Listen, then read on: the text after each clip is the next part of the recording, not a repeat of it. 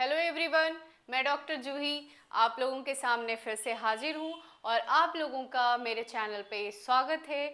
और आज का जो हमारा टॉपिक है पृथ्वी की आंतरिक संरचना, तो उसमें हमने पिछले वीडियो में बहुत सारे बातों के बारे में चर्चा कर ली थी और आज जो बचे हुए पार्ट हैं उनके बारे में चर्चा करेंगे। तो हम लोग जो कुछ चीज़ें हैं जिसके बारे में चर्चा करी थी वो क्या क्या थी? परिचय के बारे में हमने चर्चा करी थी और उसके बाद मुख्य स्रोत पर जो आधारित बातें हैं उन सब बातों के बारे में चर्चा करी थी, जैसे कि प्रत्यक्ष स्रोत और अप्रत्यक्ष स्रोत के बारे में।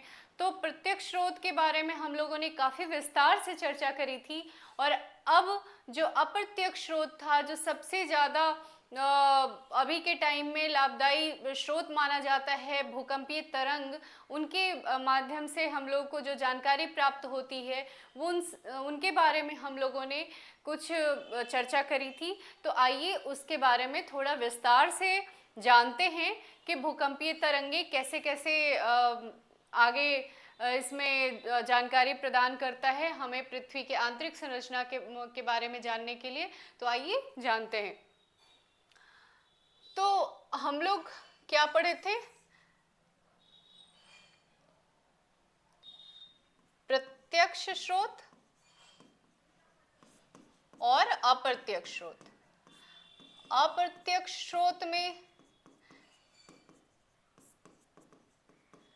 प्रत्यक्ष स्रोत में हम लोग जान रहे थे क्या क्या था। जो खनन के द्वारा जो हम लोग देखे कि सबसे अधिक गहराई में अभी तक जो खुदाई की गई है डीप ओशन ड्रिलिंग के द्वारा, वो कितना है? 12 किलोमीटर तक। तो हम लोग 12 किलोमीटर तक की गहराई में खुदाई के बाद जो हमें जानकारी प्राप्त हुई उसके बारे में हम लोगों ने चर्चा करी थी। फिर ज्वालामुखी क्रिया, ज्वालामुखी क्रिया से हमें क्या क्या जानकारी उपलब्ध होती है उसके बारे में हम लोग कल पढ़े थे। और उसके बाद आता है क्या? उल्का पिंड। तो उल्का पिंड के बारे में भी हम लोग कुछ बातों के बारे में जाने थे। अब आते हैं अप्रत्यक्ष स्रोत। अप्रत्यक्ष स्रोत में जो भूकंपीय तरंग के माध्यम से हम लोगों ने जानने की कोशिश की कि पृथ्वी की आंतरिक संरचना कैसी है। तो आज चलिए जानते हैं भूकंपीय तरंग कितने प्रकार के हैं। वो तो हम लोगों ने बताया था, लेकिन आज भी देखते हैं क्या है। पी वेव, प्राइमरी वेव जिसको बोलते हैं, प्राइमरी वेव जिसे प्राथमिक तरंग भी बोलते हैं, प्राथमिक तरंग। और दूसरा होता है एस वेव जिसे सेकेंडरी वेव बोला जाता है, इसे द्वितीयक तरंग भी कहते हैं। तीसरा आता है एल वेव जिसे सरफेस वेव बोला जाता है, जिसे धरातलीय तरंग कहते हैं।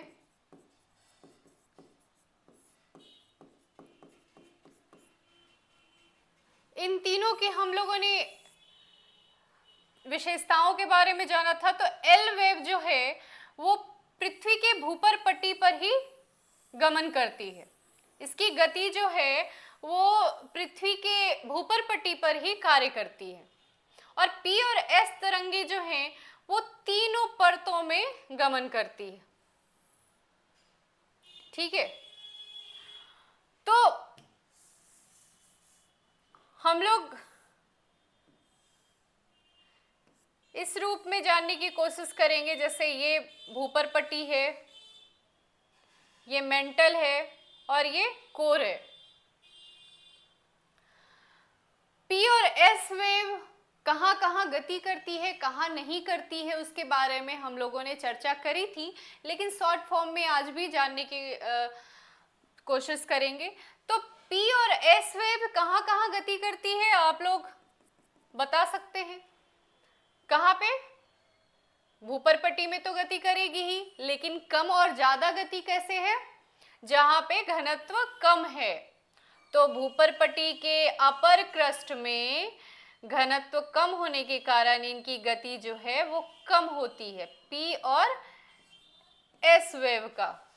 और भूपर्पटी के लोअर क्रस्ट में पी एंड एस वेव की गति अधिक होती है, क्योंकि उससे जो नीचे वाला जो लोअर क्रस्ट है उसका घनत्व बढ़ जाता है। तो इसकी संरचना में कुछ अंतर देखने को मिल रहा है, विशेषताओं में अंतर देखने को मिल रहा है। तो इन्हीं विशेषताओं को जो अलग करता है, जो लाइन अलग करती है, उस रेखा को हम लोग कहते हैं, क्या बोलते हैं? कोनार्ड असंबद्धता।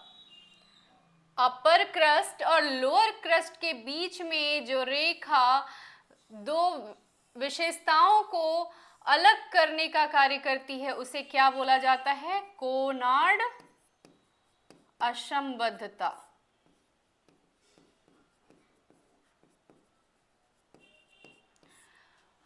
और इसी प्रकार हम आगे देखेंगे कि अपर क्रस्ट और लोअर क्रस्ट और अपर मेंटल के बीच जो विशेषताएं, जो चट्टानी विशेषताएं, दोनों में अंतर देखने को मिलता है चट्टानी विशेषताओं में, उस जगह को क्या बोला जाता है?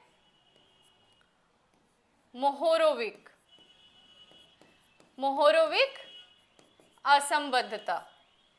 ठीक है, अब इसी प्रकार आगे बढ़ेंगे तो अपर मेंटल और लोअर मेंटल के बीच जो भाग है उसे क्या बोला जाएगा? रेपिटी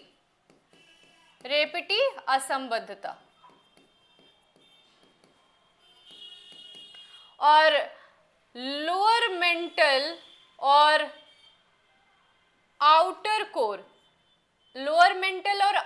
कोर के बीच जो असंबद्धता है उसका नाम क्या है? गुटेनबर्ग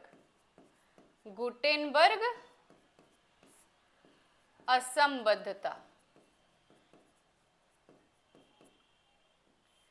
अब आते हैं आउटर कोर और इनर कोर। आउटर कोर और इनर कोर के बीच जो असंबद्धता है उसे क्या बोलेंगे? लेहमन असंबद्धता। असंबद्धता क्या है? वो स्थान जहां से चट्टानी विशेषताओं में, चट्टानी जो अवस्थाएं हैं उनकी विशेषताओं में अंतर देखने को मिलता है। यहाँ से दोनों का जो चट्टानी विशेषता है उसका अंतर देखने को मिलता है, तो उस क्षेत्र को क्या बोला जाता है? असंबद्धता क्षेत्र। तो असंबद्धता क्षेत्र का अलग अलग नाम दिया गया है। अपर क्रस्ट और लोअर क्रस्ट के बीच क्या है? कोनार्ड असंबद्धता। लोअर क्रस्ट और अपर मेंटल के बीच क्या है? मोहोरोविक असंबद्धता। और अपर मेंटल और लोअर मेंटल के बीच क्या है? रेपिटी असंबद्धता। और लोअर मेंटल और आउटर कोर के बीच क्या है? गुटेनबर्ग। और आउटर कोर से इनर कोर के बीच वाले असंबद्धता को बोलते हैं लेहमन असंबद्धता। तो इस प्रकार से असंबद्धता क्षेत्र के बारे में हम लोगों को, ये बहुत ही इंपॉर्टेंट क्वेश्चन आता है। आप कहीं भी कोई भी एग्जाम देने जा रहे हैं तो वहाँ पे ये ऑब्जेक्टिव क्वेश्चन के रूप में पूछ दिया जाता है कि आउटर कोर और लोअर कोर के बीच, इनर कोर के बीच जो असंबद्धता है उसका नाम क्या है। तो आपको याद रहेगा, तभी आप बता सकेंगे कि लेहमन असंबद्धता है। ठीक है, तो इस प्रकार से क्वेश्चन पूछे जाते हैं। तो ये सब फैक्चुअल डाटा है जिसको याद करने की जरूरत है, तो इसको एक तरह से आप रट लें तो ज़्यादा जरूरी है। तो अब आते हैं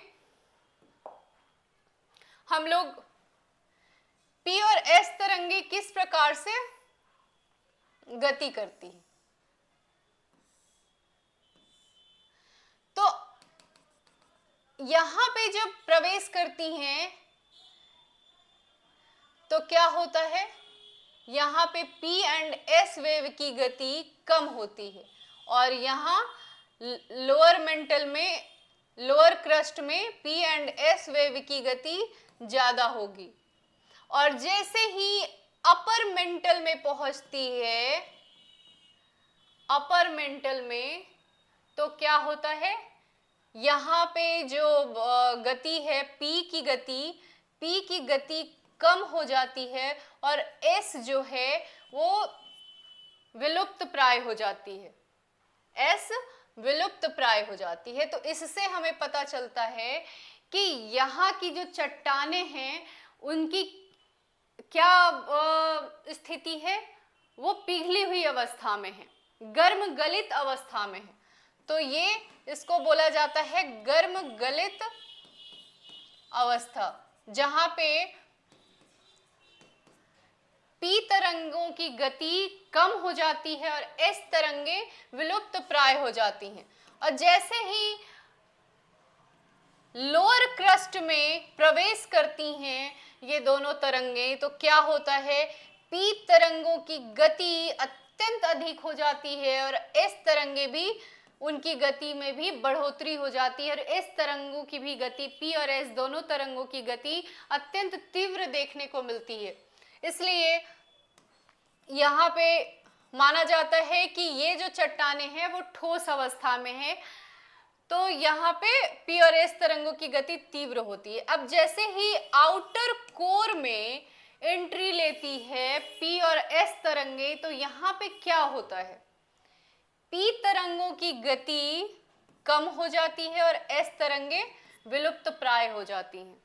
तो अब आप क्या समझेंगे कि यहाँ की भी चट्टानें जो है वो गर्म गलित अवस्था में है, क्योंकि एस तरंगे जो हैं वो द्रव अवस्था वाले जगह पे प्रवेश नहीं कर पाती हैं, वहाँ पे विलुप्त प्राय हो जाती हैं, विलुप्त प्राय हो जाती हैं। इसलिए समझा जाता है कि आउटर कोर जो है वो क्या है, गर्म गलित अवस्था में, ये भी गर्म गलित अवस्था में। अब आउटर कोर से इनर कोर में जब प्रवेश करती है तो क्या होता है, पी तरंगों की गति भी अत्यंत तीव्र होती है और एस तरंगों की भी गति अत्यंत तीव्र देखने को मिलती है। तो इससे हमें पता चलता है कि यहाँ की जो चट्टानें हैं वो कैसी है, ठोस अवस्था में है, अत्यंत ठोस अवस्था में देखने को मिलती है।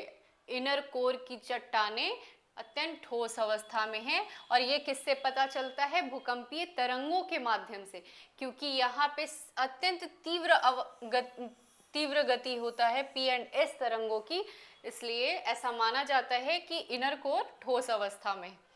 ठीक है, अब कुछ और चीजें देखने को मिलती है तरंगों में। एक होता है पीजी और एसजी तरंग, और एक होता है एस स्टार और पी स्टार। ये तरंगे भी हमें पढ़ने को मिलता है और देखने को मिलता है। तो ये आपको कहाँ पे मिलता है, पीजी तरंगे जो है वो कहाँ पे मिलता है, यूगोस्लाविया के कल्पा घाटी में, कल्पा घाटी में। और ये पता चला था 1909 में, 1909 में यूगोस्लाविया में भूकंप आया था कल्पा घाटी में। इसके कारण यहाँ पे हमें पीजी और एसजी तरंगों के बारे में पता चला। और एस स्टार और पी स्टार के बारे में कब पता चला, 1923 में। कहाँ पे, ऑस्ट्रिया में। ऑस्ट्रिया में 1923 में भूकंप आया था, जिसके माध्यम से हमें पता चला एस स्टार और पी स्टार के बारे में। ठीक है, तो पीजी और एसजी तरंगों की गति क्या है, एस स्टार और पी स्टार की गति क्या है, ये तो हम लोग जाने, लेकिन इनकी गति क्या है ये भी जानने की जरूरत है। तो पी तरंगों से कम होती है पीजी तरंगों की गति, एस तरंगों से कम होती है एसजी तरंगों की गति। ठीक है, अब एस स्टार और पी स्टार की गति क्या है?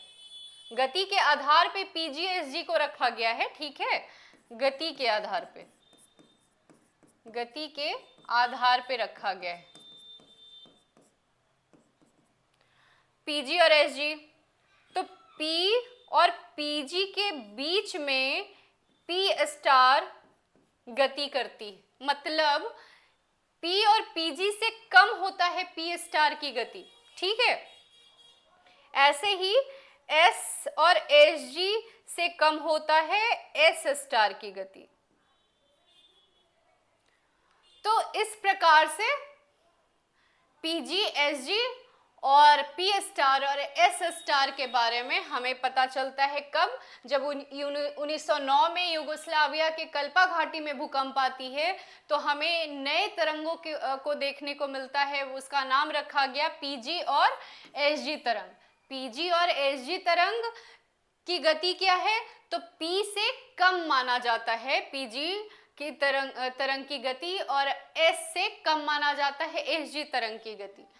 और जब 1923 में ऑस्ट्रिया में भूकंप आया, तो नए तरंग देखने को मिला वहां पे एस स्टार और पी स्टार। तो एस स्टार और पी स्टार की गति क्या है? पीजी और एसजी से पी और पीजी से कम माना जाता है, दोनों के बीच में इनकी गति देखने को मिलती है, ठीक है। इसी प्रकार एस स्टार तरंगे भी एस स्टार और एस तरंगों के बीच में इनकी गति देखने को मिलती है, दोनों के मध्य में गति करती है, ठीक है। तो इस प्रकार हम लोग पीजी, एसजी और एस स्टार और पी स्टार के बारे में भी जान गए। अब एक और पॉइंट आता है इसमें, भूकंपीय तरंगों में एक और पॉइंट आता है, छाया क्षेत्र, ठीक है, शैडो जोन बोला जाता है। क्या बोला जाता है? शैडो जोन, शैडो जोन, जिसे हिंदी में बोला जाता है छाया क्षेत्र। अब ये क्या है? शैडो जोन क्या है, छाया क्षेत्र क्या है?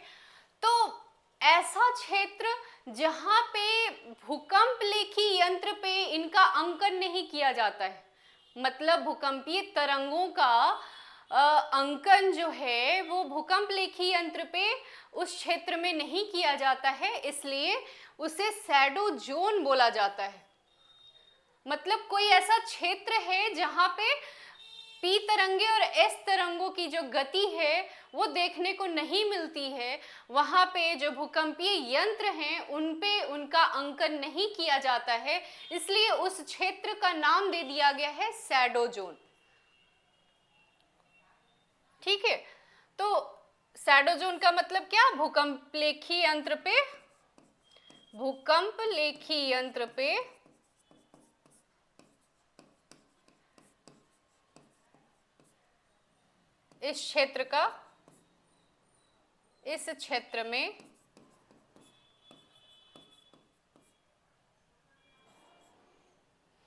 क्षेत्र में भूकंपीय तरंगों का अंकन प्राप्त नहीं होता है। भूकंपीय तरंगों का अंकन प्राप्त न होना, ठीक है। भूकंप लेखी यंत्र पे इस क्षेत्र में भूकंपीय तरंगों का अंकन प्राप्त ना होना शैडो जोन कहलाता है, ठीक है। अब शैडो जोन है कहां पे? शैडो जोन है कहां पे, ये भी आप लोग समझेंगे। ये है अधिकेंद्र जहां से तरंगे उत्पन्न होती है। अब यहां से 105 डिग्री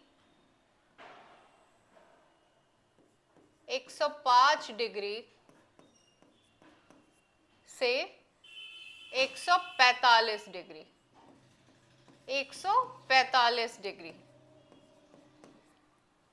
के बीच वाला क्षेत्र, 105 से 145 डिग्री के बीच वाला क्षेत्र जो होता है वो शैडो जोन होता है, शैडो जोन कहलाता है। इस जोन में पी तरंगे और एस तरंगों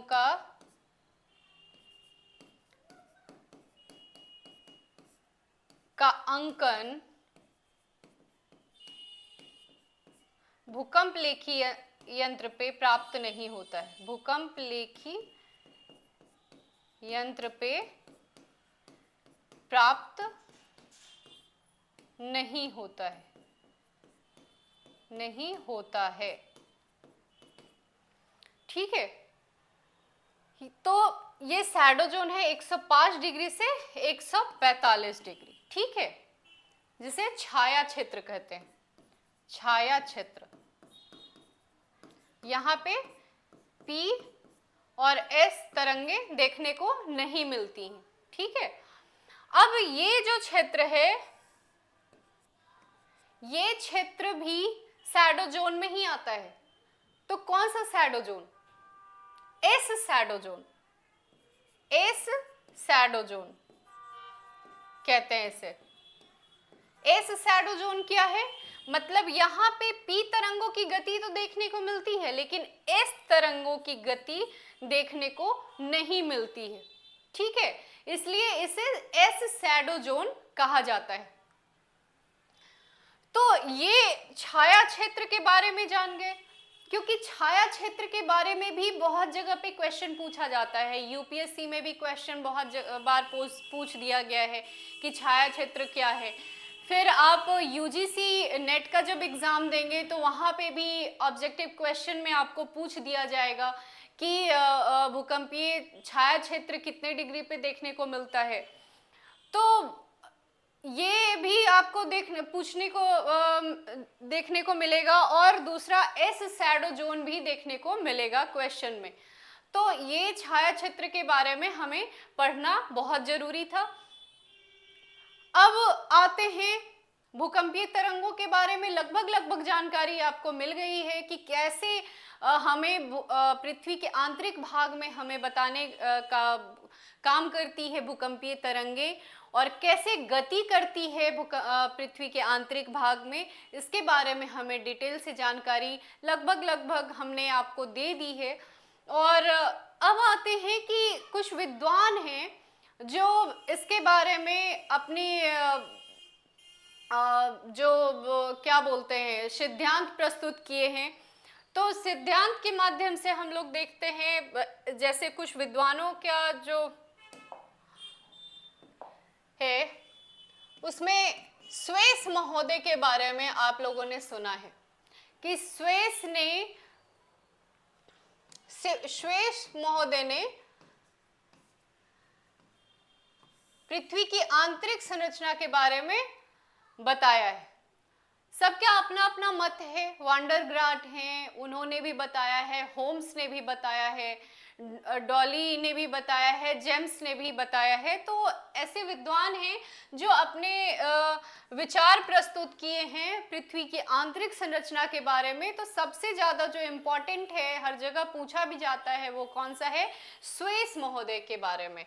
तो स्वेस महोदय ने 3 परतों के बारे में बताया है। पृथ्वी की आंतरिक परत जो है वो 3 भागों में इन्होंने बांटा है। पहला कौन सा है? सियाल, इन्होंने नाम रखा है सियाल, सीमा और नीफे। स्वेस महोदय के द्वारा पृथ्वी के आंतरिक परत के बारे में बांटा गया है। पृथ्वी के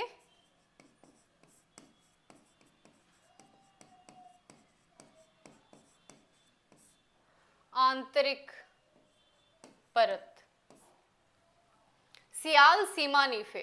अब सियाल के नाम से ही आपको पता चलता है कि क्या है? सिलिका और एल्यूमिनियम, सिलिका प्लस एल्यूमिनियम से मिलकर के बना है सियाल।